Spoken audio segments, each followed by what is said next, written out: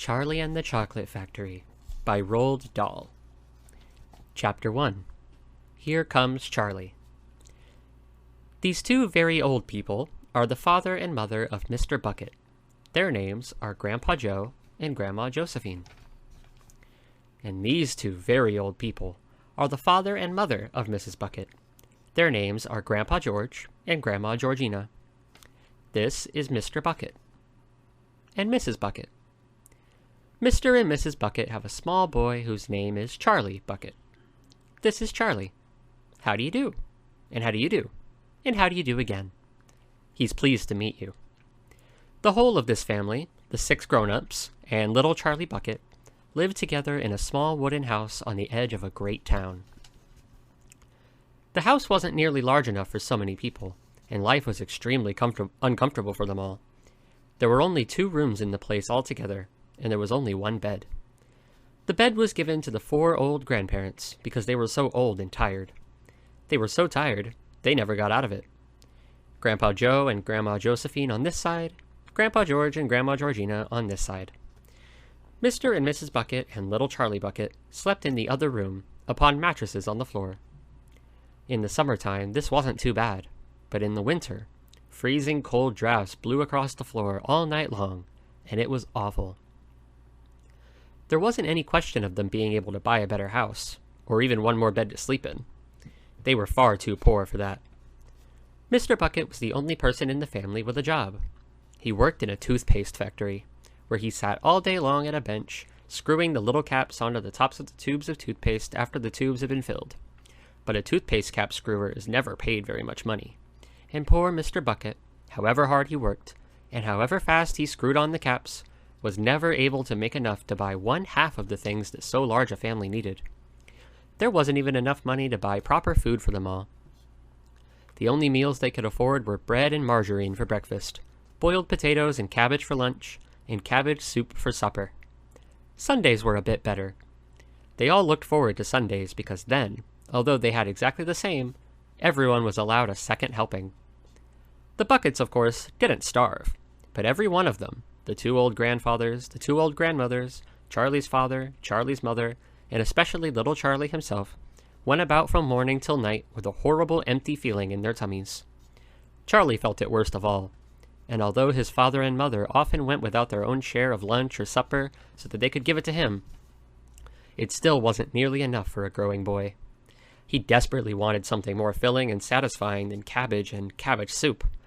The one thing he longed for more than anything else was chocolate.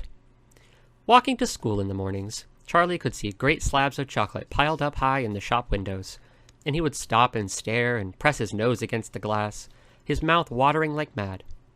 Many times a day, he would see other children taking creamy candy bars out of their pockets and munching them greedily, and that, of course, was pure torture.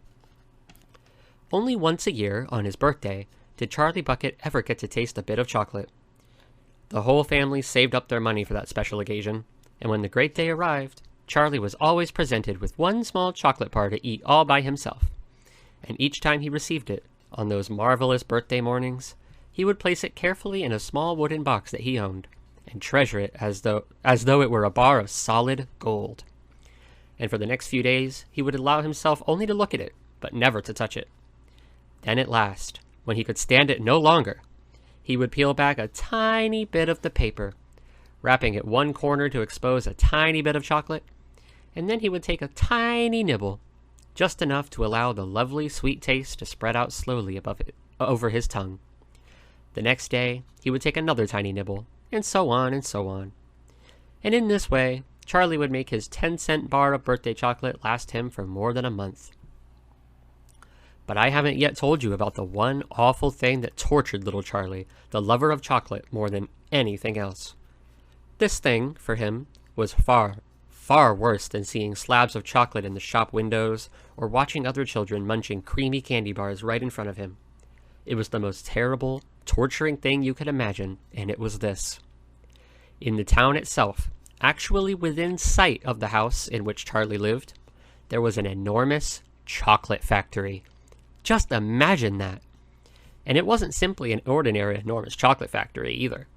It was the largest and most famous in the whole world. It was Wonka's factory, owned by a man called Mr. Willy Wonka, the greatest inventor and maker of chocolates that there has ever been. And what a tremendous, marvelous place it was. It had huge iron gates leading into it, and a high wall surrounding it, and smoke belching from its chimneys, and strange whizzing sounds coming from deep inside it.